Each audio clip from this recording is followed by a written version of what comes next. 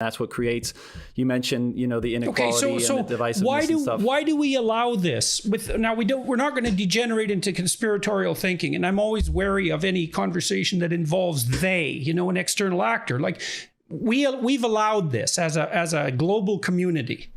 And if what we've done is flawed in the manner that your analysis indicates, why have we allowed it to happen? I could say who benefits, and we could go there to begin with. But again, as I said, I'm very leery of conspiratorial thinking. I tend to think of large-scale social problems as everybody's problem, But so what do you think about that? Why have we allowed this to happen? And let's say who benefits and why, and who suffers. I'm with you, and 99% of the time I attribute the things that we see in the world that we might term evil or bad to incompetence and not outright evil, not malevolence. Yeah. I think, there's many factors here, but one is it happens in slow motion. And so people end up not being able to see it. For example, like you would say today, hey, I got my iPhone, I got Netflix, we're talking on Zoom, things are good and right in the world. And I know oftentimes you discuss not to, discredit, not to go out and try to change the world, not to be too critical of the state of the world, because the order that we experience is almost miraculous.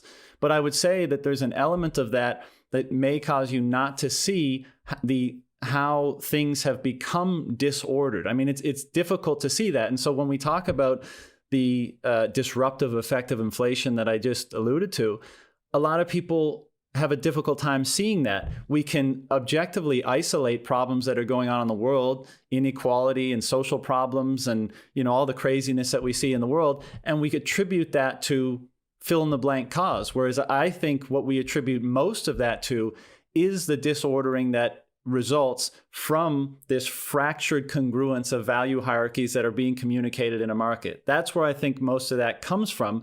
But it takes time to play so out. It's a form of faulty information. Right. And we are leveraging right now, or we are still benefiting from this, the order, the structure that was imposed as a result of, let's say, being on a gold standard and the political and social dynamic that fosters. In many cases, we've been living off the stability that fosters for the last several decades.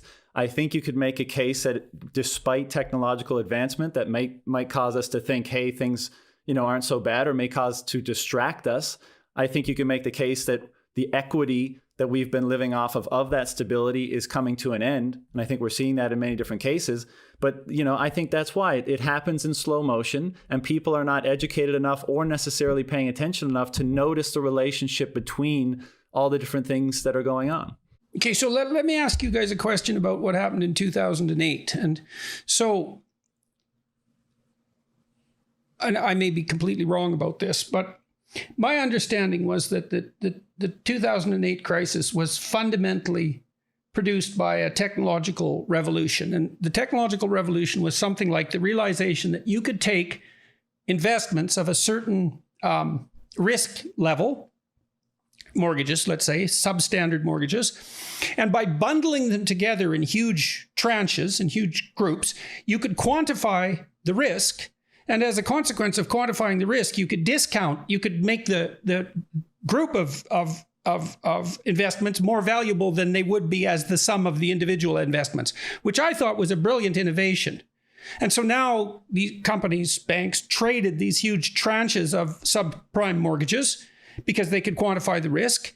And that means that could be accounted for financially. And so the risk was ameliorated. And the flaw was, well, no one realized that doing so en masse would increase the probability that housing prices would become correlated across time, across huge geographical regions, for example, across the entire United States.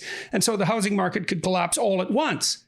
But you could make the case that was actually a flaw in the free market computing prowess, because a technological innovation came along, warped the entire system, and then what had to happen was the political system had to rescue it. And so I watched that and I thought, well, was the political system embedded in the economic system, which is, I think, the argument you guys are fundamentally making, or is the economic system embedded in the political system? And what's wrong with my analysis of what happened in 2008? Wasn't it the case that the market was rescued by the political actors? Is that incorrect? The arson is putting out the fire. Sorry, go ahead, Rob. Yeah. No, I could start, and you guys feel free to jump in. So I would first encourage you to look into what's called the Eurodollar system, which is essentially this.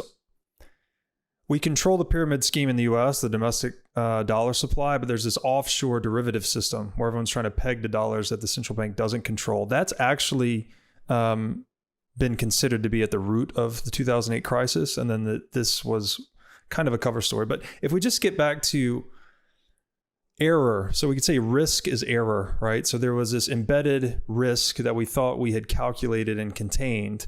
But what was actually happening is because we have centrally planned money, it's pushing hidden risk into the economy, right? Because the free market distributed intelligence being defined as error correction, it's mitigated by the central planning of money.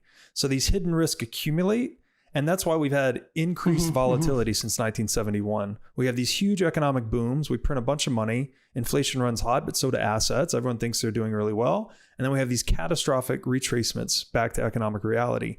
And actually, that's because incremental reaction to risk is not being implemented. That's what you'd expect, right? We're diverging perceptions from reality, effectively. So even the correction in March 2020, that was the sharpest liquidity collapse in the history of markets. It was faster than 1929. So we would expect as more fiat currency, which is artificial liquidity, is pumped into the system, it's further distorting this economic perceptual faculty and creates even more volatile boom and bust. This is the Austrian business cycle theory in a nutshell. And the only way to resolve this is to let the free market clear errors. That's what it does. That's what consciousness does too, by the way. So you can think of the free market as our interconnected consciousnesses mediated by the price signal. When you disturb the price signal, our consciousnesses become divided and we have increased errors and blow-ups. Well, that's why I suggest to people that they don't engage in deception, because they distort the value signals and they warp their own consciousness. It's a very dangerous thing to do. That's right. Because you only use deception That's exactly what money does. That's exactly what fiat money does. Fiat currency is a living lie. That's it in a nutshell.